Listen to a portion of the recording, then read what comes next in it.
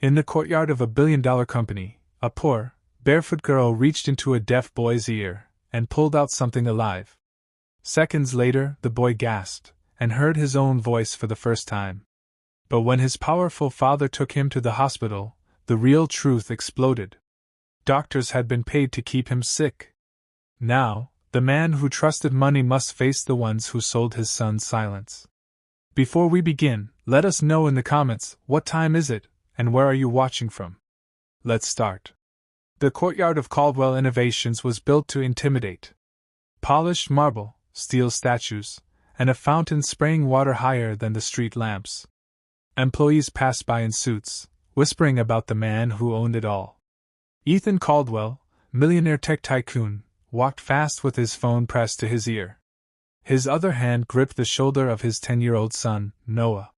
Noah's eyes were sharp, but silent. He hadn't heard a sound since he was 2.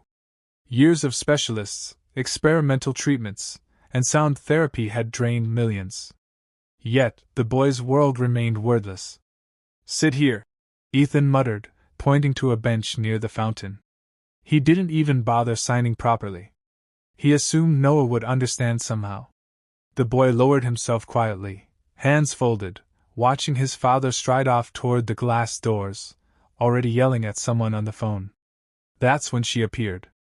Maya, thin, barefoot, clothes hanging from her like rags, carrying a tray of carved trinkets and wilted flowers she tried to sell on the street.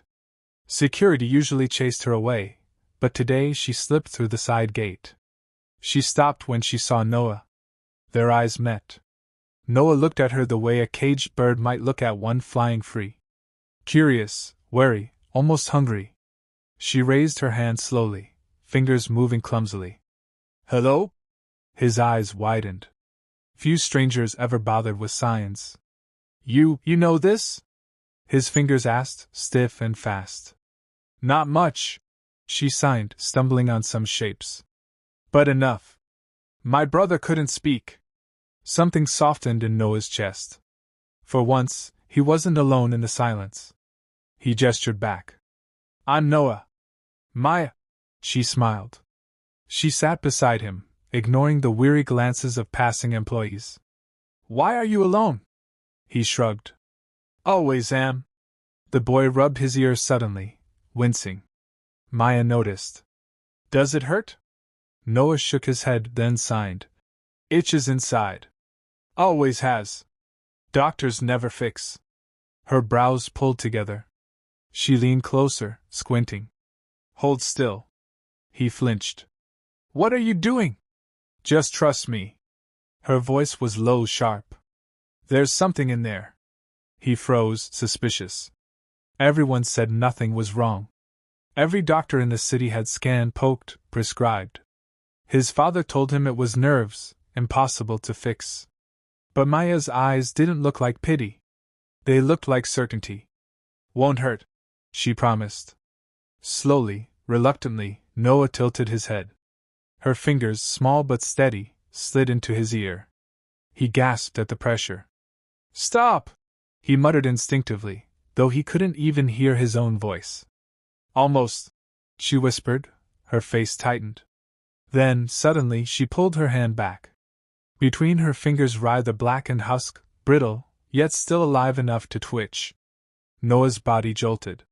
His chest tightened. Then a sound struck him. A honk. A car outside the gate, loud, sharp, terrifyingly real. He clapped his hands over his ears, eyes wide with shock. "What was that?" he stammered, his voice broken, rasping like rust. Maya's heart pounded. He had spoken. She gripped his shoulders. "You heard it. You heard it." His lips trembled. Tears spilled down his cheeks. For years, silence had been his prison. And now, one sound crashed into him like a storm. Ethan's voice cut across the courtyard. "What the hell is going on here?"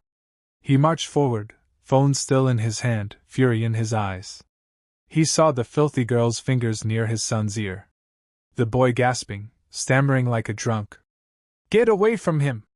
Ethan roared, grabbing Noah's arm and yanking him back. "Security! Where are they?" "No!" Noah cried hoarsely, shocking them both. Ethan froze, staring at his son's moving lips at the sound. Rough, incomplete, but undeniably real. Maya stood her ground, glaring up at the towering man. Something was stuck in his ear. For years. Anyone could have seen it if they weren't too busy looking at their bank accounts. You filthy little liar! Ethan spat.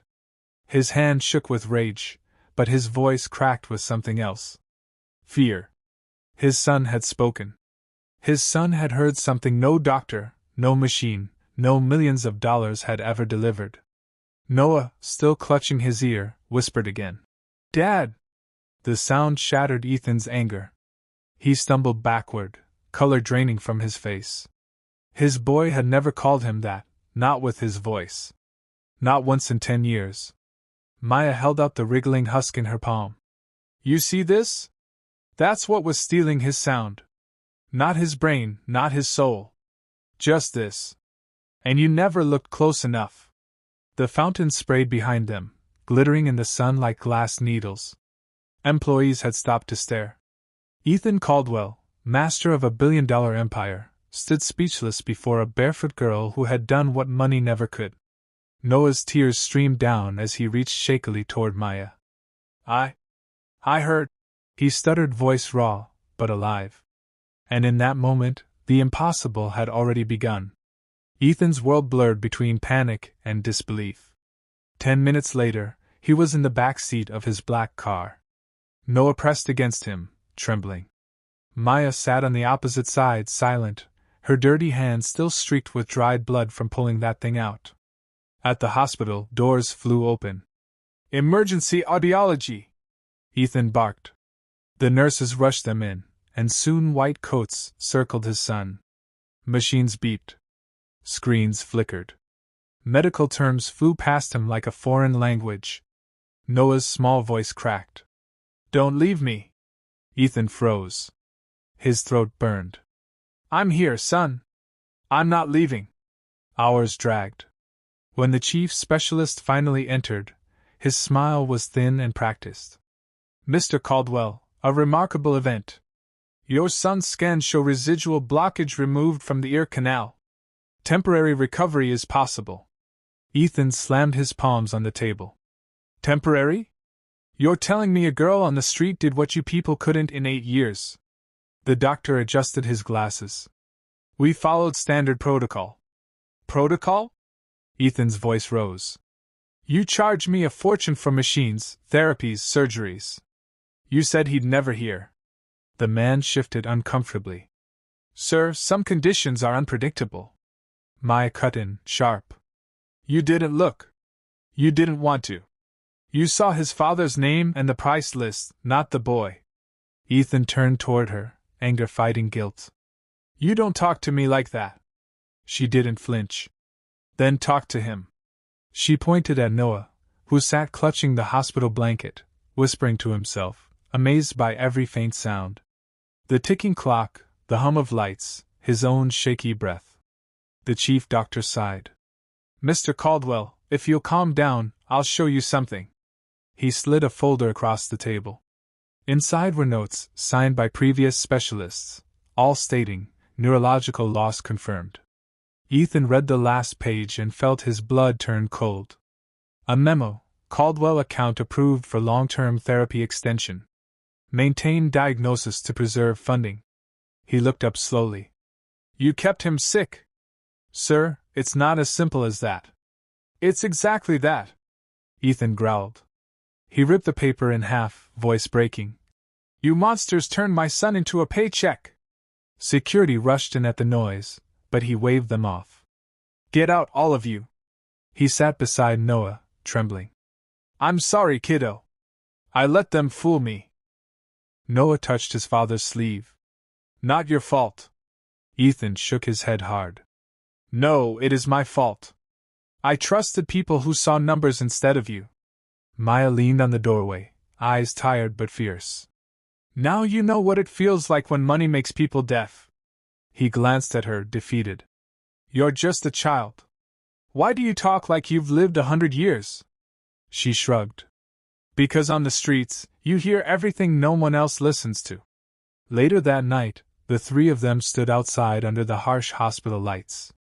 Ethan's suit was wrinkled, his hands shaking. "They'll pay for this," he muttered. Maya folded her arms. "You can't buy justice, Mr. Caldwell. You have to fight for it." He looked down at her bare feet. "Why did you help him?" "Because no one helped my brother," she said simply. "He went deaf from an infection. The clinic didn't care because we couldn't pay." Ethan's chest tightened. The truth was heavier than guilt.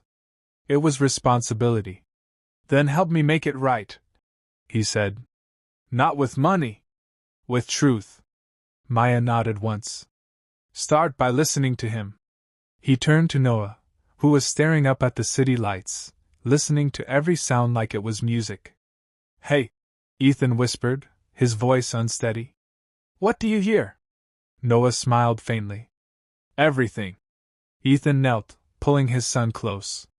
"Then you'll never have to hear silence again. Not while I'm still breathing." Maya stepped back into the night, her small figure fading toward the street. Ethan watched her go, realizing that for all his inventions and riches, it took a barefoot girl to give his son the one thing he could never buy: sound.